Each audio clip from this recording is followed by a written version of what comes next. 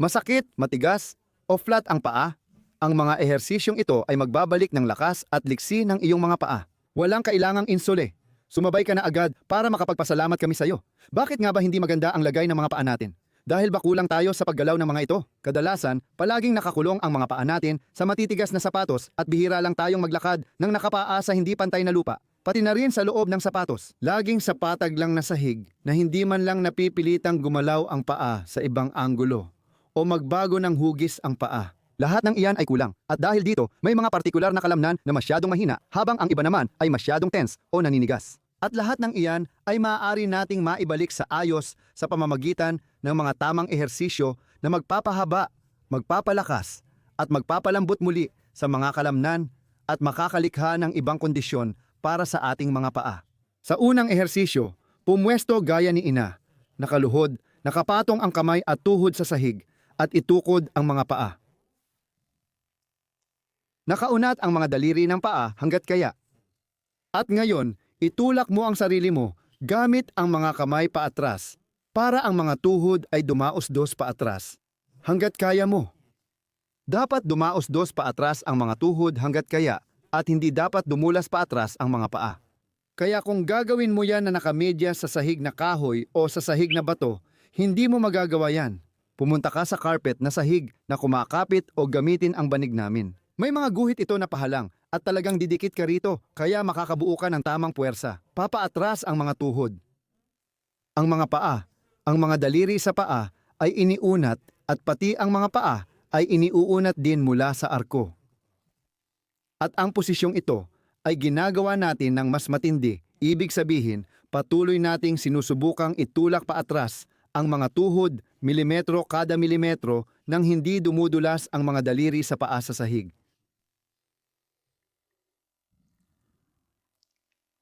Kailangan mong tingnan kung paano mo iaayos ang anggulo ng tuhod mo para makuha mo ang tamang bigat o pressure. Dahil mapapansin mo rin, sandali bago ka dumulas. At kapag nangyari yon, hindi na maganda ang ehersisyo. Tapos na agad. Kaya kailangan iwasan ang pagdulas. At syempre, maiiwasan mo rin na lalong mapuwersa ang sakong mo ng puwitan mo. Kaya't sa isang banda, natutulak sila paatras at sa kabila naman, nadidiinan sila mula taas pababa. Kung palagi mong ginagawa ang ehersisyo, mas madali mo itong makokontrol. Sige, ngayon. Subukan mong itulak ang sarili mo gamit ang mga daliri ng paa mo, na parang gusto mong umabante, na parang gusto mong magsimula ng takbo, parang starter run. Nasa start position ka, gusto mo nang tumakbo. Ilagay mo ang lakas sa mga paa at mga daliri ng paa, tapos mag-relax ka ulit at igalaw mo paatras ng kaunti ang mga tuhod mo. Tama, ulitin mo. Gusto mong ikatapult ang sarili palabas, tumayo sa dulo ng mga daliri at itulak ang sarili paabante? Mag-relax ulit at bahagyang igalaw paatras ang mga tuhod. Ngayon, palalakasin natin lahat ng muscle na humina dahil hindi na nagagamit ng tama. At ulitin mo ulit, gusto mong itulak ang sarili mo paabante. Pakakawalan mo ulit at itutulak mo ang mga tuhod mo ng kaunti papabalik.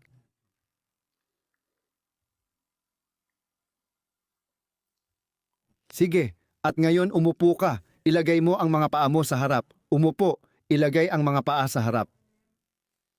At hilahin mo ang mga daliri ng paa papalapit sa iyo at subukan mong iangat ang arko ng paa. Aktibo. Oh, mas marami, mas maganda. At konti pa, konti pa, konti pa, at mag-relax ulit. At pupunta tayo sa kabilang direksyon. Pumunta ka sa posisyon ng sakong, tumayo ka. Bumaba ka ng kalahati, hinto. Kung di mo na kayang bumaba pa, manatili ka na lang sa posisyon. Oo, hindi mo nga maaabot ang iyong mga daliri sa paa. Pero kapag napag-aralan mo na, unti-unti mo na itong magagawa. Kapag kaya mo nang umupo, umupo ka na at abutin mo ngayon sa likod at hawakan mo gamit ang mga kamay ang ilalim ng mga daliri sa paa. At mapapansin mo, kapag may bigat sa likod, mas mahirap ito. Mas mabuting abutin mo na habang di ka pa nauupo. Umakyat ka pa. Sige, iangat mo pa sarili mo mula sa sakong. Oo, at abutin mo na ngayon sa isang side tapos sa kabila naman. Mas madali mong magagawa yan kapag ganun. Tapos umupo ka at hilahin mo pataas ang mga daliri ng paa mo. At ngayon malamang nakakaramdam ka ng matinding pag-unat sa ibabaw ng paa mo. Maganda rin yan kasi kadalasan masyadong maikli at masyadong tense ang mga muscles dyan. Oo, dahan-dahang hilahin pataas ang mga daliri ng paa mo mula sa sahig. At ngayon, gagawa tayo ng strength training para sa mga daliri ng paa. Nakatry ka na ba? Si handcraft training? Ganito yan. Gusto mong idikit ang mga daliri ng paa mo sa sahig ngayon. Hindi mo magagawa yon dahil mahigpit ang hawak mo sa kanila. Pero sinusubukan mo pa rin, gusto ng lahat ng daliri ng paa mong dumikit sa sahig, pero hinahawakan mo pa rin sila ng mahigpit.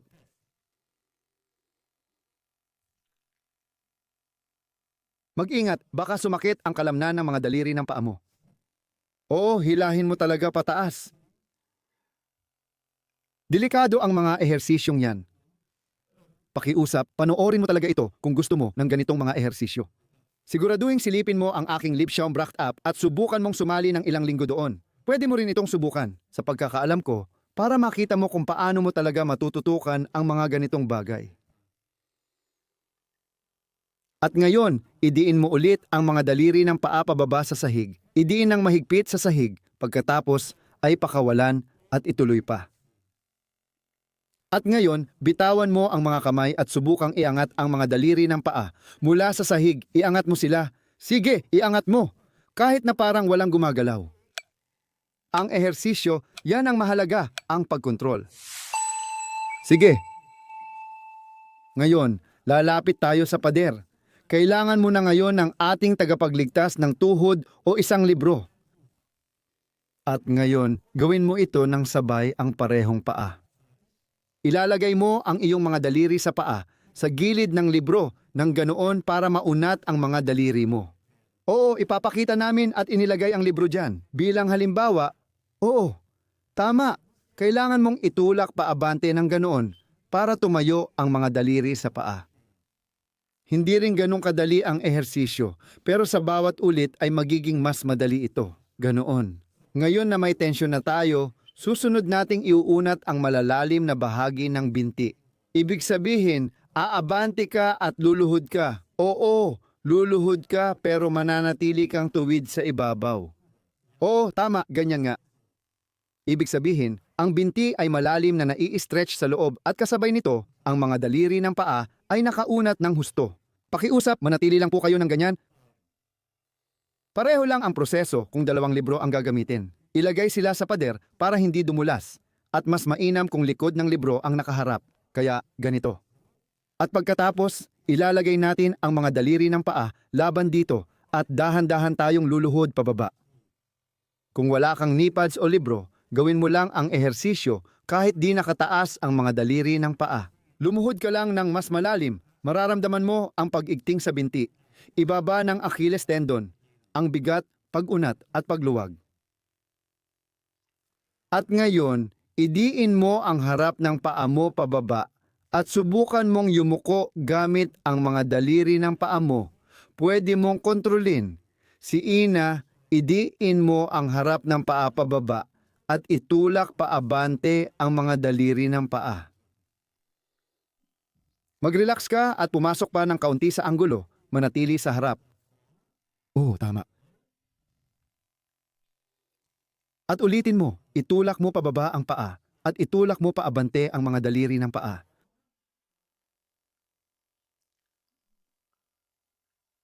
Pakawalan mo. Ituloy mo pa ang pagpasok.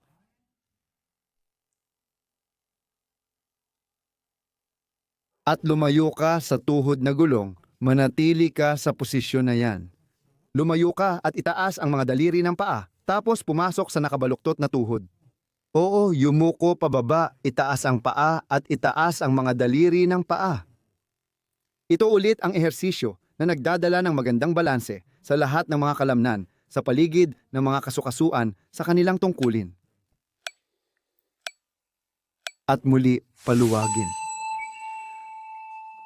At ngayon, Kunin natin ang mini roll o anumang katulad na roll. Maaaring isang maliit na spray bottle o kung anumang bilog ang hugis. Halika, tumayo ka dito at ilagay muna ang mga daliri ng paa ng kanang paa. Ngayon, yumuko ng bahagya gamit ang mga daliri sa paa. At sa bawat pagyuko, unti-unti kang uusad paabante. Ang mahalaga ngayon ay igulong ang paa ng may pinakamabigat na timbang at dahan-dahan para maraming mangyari sa pagitan ng mga selula at maraming mga fascia ang mapiga para mailabas ang mga dumi. Maaari nang dumaloy ang malinis na tubig, lahat ng mga epektong ito. Mapapansin mo kung paano mararamdaman ng mga paa mo pagkatapos, na para bang nagbakasyon sila. At kapag nasa kalamnan ka ng paa, igalaw mo ng kaunti paloob ang tuhod para ang kalamnan ng paa sa loob at labas ay pantay ang pagkakagamit at magpatuloy kang sumulong. Oo, hilahin mo ang sarili mo sa sahig dahan-dahan, paunti-unti, papunta sa unahan. Palaging pasulong. At ibigay ang buong bigat mo. Opo. Darating din ang oras na tapos na, at pagkatapos ay lilipat tayo sa kabilang side. Ganon din ang gagawin natin. Una, ilagay muna ang mga daliri ng paa, tapos saka natin ilalagay ang bigat ng katawan mula sa itaas.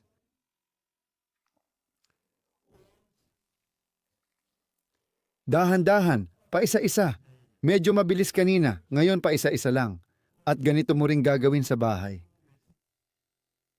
At kung yung maliit mong bilog na lalagyan, o yung spray bottle mo, o kung anuman, ay madalas dumudulas, balutan mo lang ng isang patong ng magaspang na plaster, yung magaspang na tape, para hindi madulas, at para hindi rin madulas ang ibabaw nito. Paano ilapit ang tuhod papasok para sa mga kalamnan ng paa, at mapansin kung pantay ang bigat sa loob at labas ng mga ito. At ganun mo rin ipoposisyon ang tuhod. At dahan-dahan kang sumusulong paabante.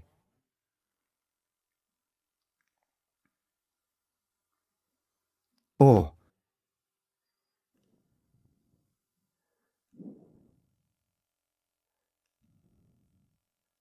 At pagkatapos, itulak mo rin ng malakas ang sakong sa likod. Ayos. Ngayon, maglakad-lakad ka at gumawa ng ilang hakbang. O kumusta ang pakiramdam ng mga paa mo ngayon? Isulat mo sa mga komento. At sa susunod na Sabado, may mga bagong ehersisyo ulit. Abangan mo, natutuwa rin akong makita ka.